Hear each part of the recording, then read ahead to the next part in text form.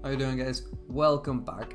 Here, as promised, we've got the continuing of my chess career. Gonna make this intro real nice and quick. Here, you're going to see how I broke through 600 and 700 ELO with a wee game before both of them actually happened.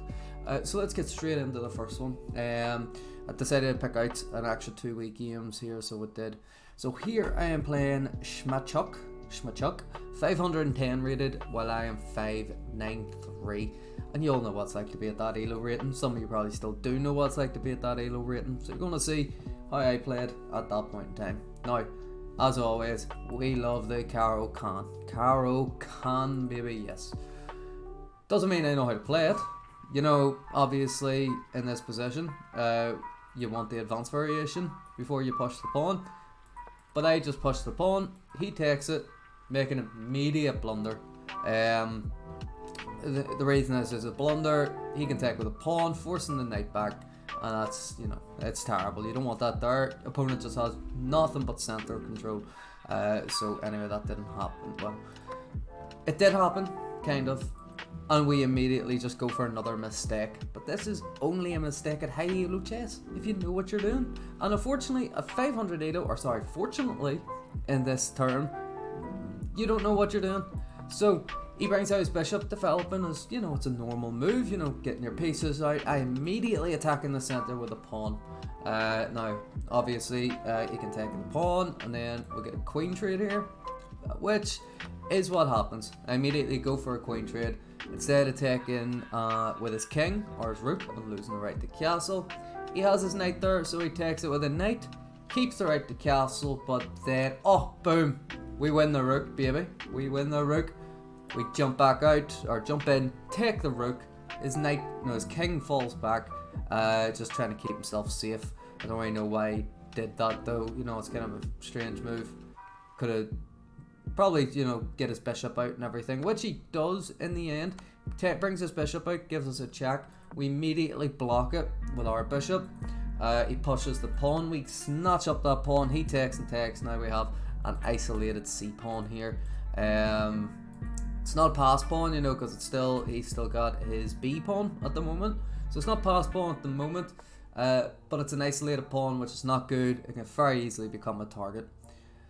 He's keeping principled. He's developing his pieces, so he gets his knight out. We get our knight out. He pushes his knight forward again. I don't know what he was going for here. He's probably trying to cash in immediately. You know, get this pawn immediately, and yeah, just try to beat up material, because currently we're up 5 points of material, being that is rook that we took. So we get the knight out, or bishop out. He takes the pawn. We give him a check. He pushes forward with his king. We give him another check. Our knight gets taken. We take his knight. He moves his king, I think, probably to get his rook over. You know, bring his rook over, give a check, and then he can, you know, lift it up and slide his king away into safety. So, anyway, we castle into the absolute abyss, into nothing, where there's no cover, there's nothing. But the reason we did it, because this opens up a discovered attack on his king whenever we move the bishop. Keep in mind, this is low ELO chess. I'm just seeing these tactics and I'm going for them.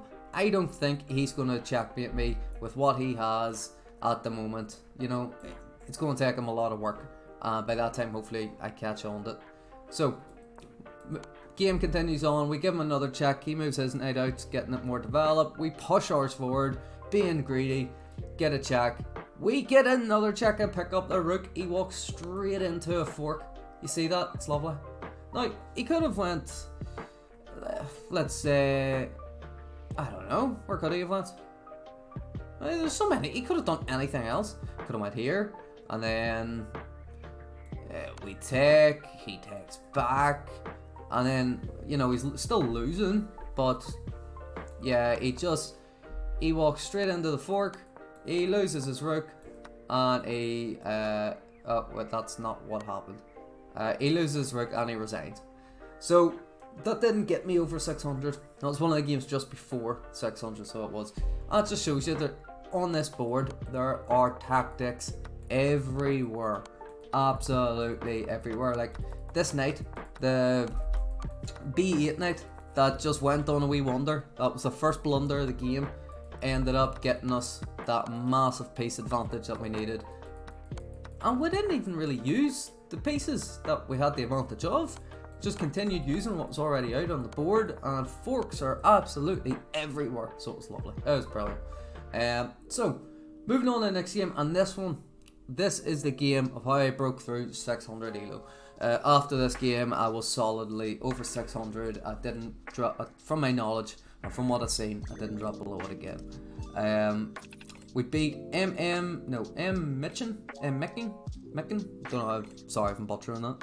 And he's a 604, we are 609. Well, we become 609 after we beat him. So this one is a Queen's Pawn opening. Yeah, I don't have a clue anything about this. We just immediately go for the stupid pin. We trade off the bishop for the knight, which is not a good idea, that I now know. It's not good principle, you don't want to be doing that. He pins our knight. Excuse me. We continue developing the center, kind of hoping to kick his bishop away, connect our pawns, keeping a shield here for our king, get our bishop out and castled is the idea. He tries to break it all open. He goes immediately for this pawn. We don't need to take, because it opens up our king to check. And so we put our knight in the center, offer a trade here at the moment, which would then, kind of help us out, keeping pressure, getting a pin on his queen. And he accepts. He then puts his queen in front of his king. Okay, not a terrible move. There's no way we can punish that here at the moment. He is going for this pawn, and the only way I think we can defend it is moving the queen to d5. Like, what do? We take the pawn, because that's a free pawn, and that then also defends the pawn in the center, so it does stop his queen from being able to take. He castles, which is apparently an inaccuracy. It loses a pawn here. Well, we cash in on that pawn. No, that's not a good move.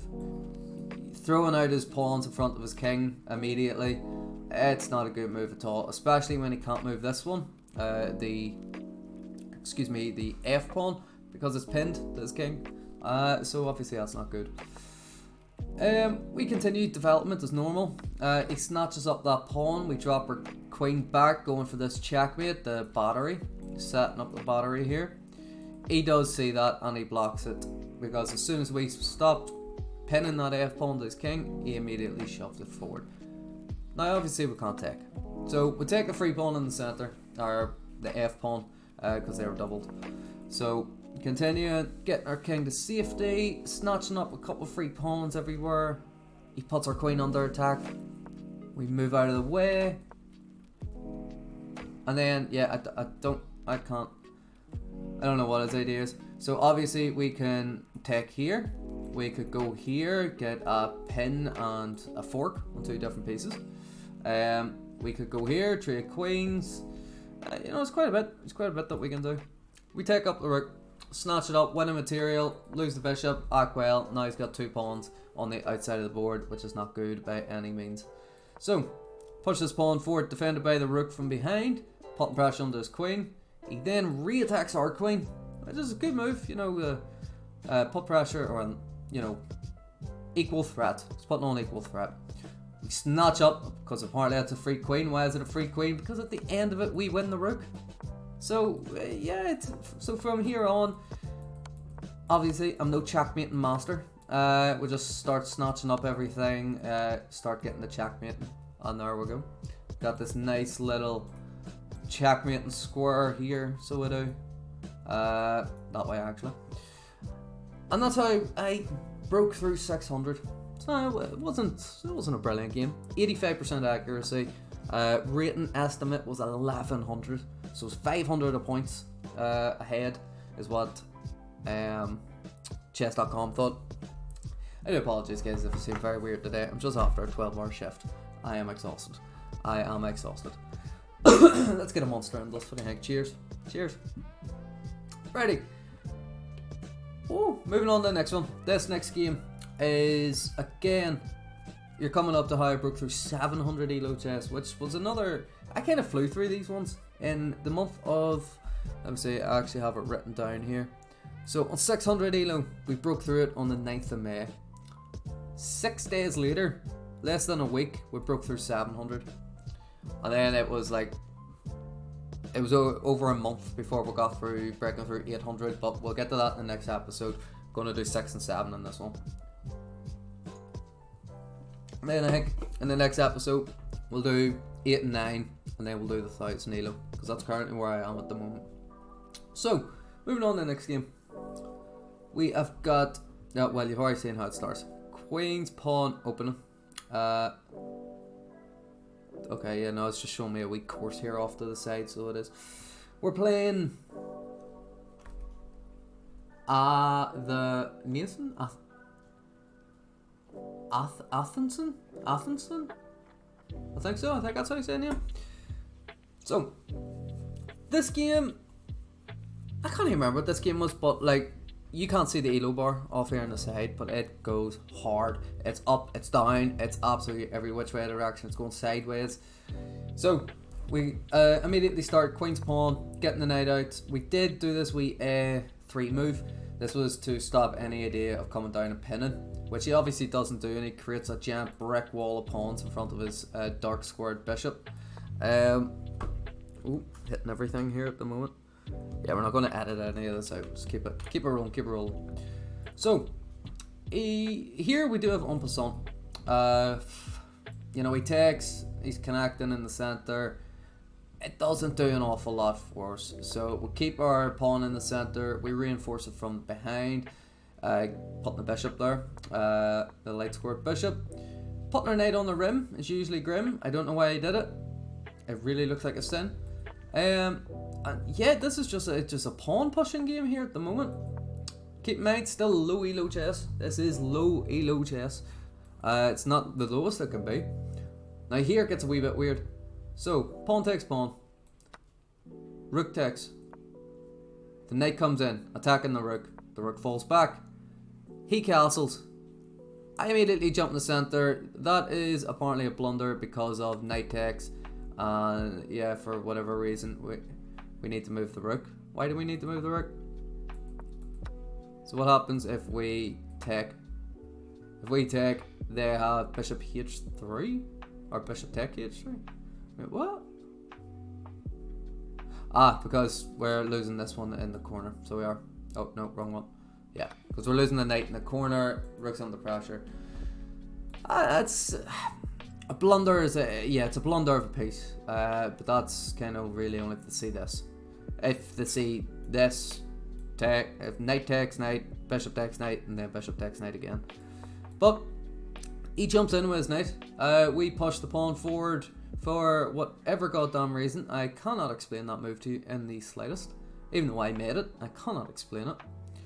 He starts getting his pieces developed, moving his bishop out. We attack his knight. He then moves his knight with a discovered attack here on the our knight. We take that knight with a check, which is the most important thing there. We're winning the momentum. He takes with a bishop, push the pawn forward, and yeah, that was just a clean blunder of a piece. Could have just snatched that.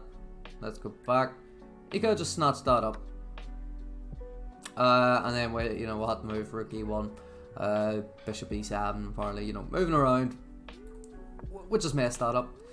But instead, he moves the knight forward, jumping the knight into our position, going for the attack on the queen. That would have been a nice fork here at the moment. So we move our rook forward, stopping this move. He then is shuffling his pieces around, moving his rook, supporting this c pawn. It's most advanced pawn here at the moment. We're moving the bishop, getting all our pieces, pointing at the squares that our enemy are going to. Now he sees it. He sees a knight in the corner, just lying there, basically dead, and he snipes it with an arrow. We have to move the rook. He pushes and attacks our bishop. Now, our bishop's kind of stuck. We can't fall back. We can't keep it. We obviously can't take because it's, it would be take, which obviously is not good for us. So, going back, We move the bishop over 1 square. He jumps in, immediately attacking our queen. But this very limits his knight and the movement that he has with his knight. So he's jumping around, forking both our pieces here, forking the bishop, forking the rook. We snatch up the pawn in the centre. That was the only thing that was that was stopping the rook from defending the bishop. And it was undefended itself. It was his biggest asset and he let it go at the moment. Now here we'll have a blunder, because this just wins momentum. You know, we have a lot of pieces staring at this. It's now pinned his queen. He walked into that pin. That's why it was so much of a blunder. We snatch up the knight. He shuffles his pieces over, attacking our pawn there on the B file. We defend the pawn with a C pawn, pushing it up 1, connecting them. And then we just throw it up there to the win to die anyway. We pin his pieces again, and this is a blunder. Why is this a blunder? Because of this sequence of moves. Yeah, so that traps his queen. That drops his queen in the end. If you want, we'll have a quick rerun over. So his queen is very limited in squares. Currently, these are the squares that are covered, and these are the directions it can go. Well, obviously it can't go there. It can't go here, and it can't go there. So you will need to get your rook up. That's just a bishop. You take that with pawn for white, wouldn't you? Obviously, you sacrifice your rook. Apparently, you're meant to see that there. You know, you're meant to see a sacrifice of your rook. You take it. He takes the bishop, and that's just a crazy sequence. And then you end up 2 bishops and a queen versus 2 rooks. That's a crazy sequence. That's ballistic. Anyway, we'll go back to the actual normal game of chess and not Stockfish's recreation. Defending the pawn as it's being attacked by the rook, shuffling our pieces by getting our king off the back rank. I don't really know what I was worried about there. Yeah, that was just a blunder of a bishop. We just blundered the bishop. He didn't see it. I didn't see it. I didn't see it again. He didn't see it again. And again. There we go. He finally takes the bishop that was hanging there for free. It's low ELO chess. I'll tell you the estimated rating because this is nuts. We continue going. I snatch up the rook. He takes back. Attacking the queen with momentum. We shuffle the king over, or queen over 1 move. Are you ready for this? Are you actually ready for this? So, bishop falls back, attacking the pawn in the centre. We push our pawn. He takes the pawn with check, pinning our king to our rook. We then move the king. He takes the pawn and not the rook. Why? Why'd you do that? So we push with a discovered check on his king. We move our c pawn to c4 with a discovered attack with our queen all the way there on a1. He moves. Are you ready? This is the most nuts sequence. Check. Oh, no, sorry, wrong one. Blunder. We just blundered the pawn. Check. Mate in 1. Checkmate. That's how quickly a game can turn on its head. So here, Stockfish gives it a mate in 11. Then switches to a mate in 1. A mate in what? Oh, there's a mate in 1 here. Okay, I didn't see it. I seen a mate in 2. Come on, mate in 2 is harder to see than a mate in 1. Am I wrong? So I seen the mate in 2. So that was just shy of before it turned 6 or 700 rating. Jumping into the final game. Let's switch up the music. I know what song I like. Oh, it's a good wee song. I like it. I don't even know. Turn it up a wee bit for you, sir. Oh well. Excuse me. So here's the game that we broke through 700. Okay, and it's big milestone for some people. After this, you either just absolutely dip or you just skyrocket and you keep growing. We didn't necessarily skyrocket, but we're up at 1,000 at the moment, 300 rating higher, so it's good. We go to the Caro Can Hillbilly attack. Taking as normal, you know, all this is quite standard. Attack his knight, force it backwards, take control of the center, stop the pin in the middle, so we can take the pawn when he takes back. Attack the bishop, pinning it to his knight, pinning his bishop to his knight. He's defending, we just keep taking. We have more center control there, and this is a great move. Now, why is this a great move? It's just a great move, okay? Don't question it. It's just, why is that a great move? Well, it puts us up material. It doesn't put us up material.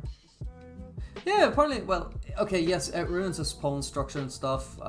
He's clearly destroyed on this side with his pawn structure. So I guess yeah, it's a great move. Taking in the center, we kind of lost control there. More of his pieces were defending the center. We go for a check, try to get him to lose his right to castle. He blocks with a bishop. We defend our bishop with our pawn from behind, stopping him from wanting to take it. We then take it anyway. He takes back. We give him a check with our queen.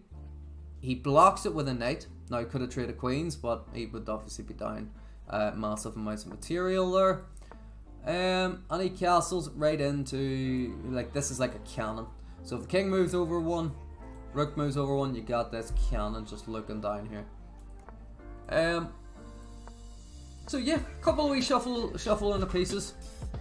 We push our queen away on up there, over into the corner, trying to scare him a wee bit, you know, trying to get the fear god in them.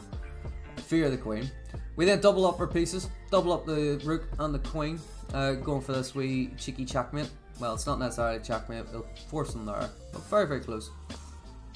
He defends that pawn, being like having a big threat behind it.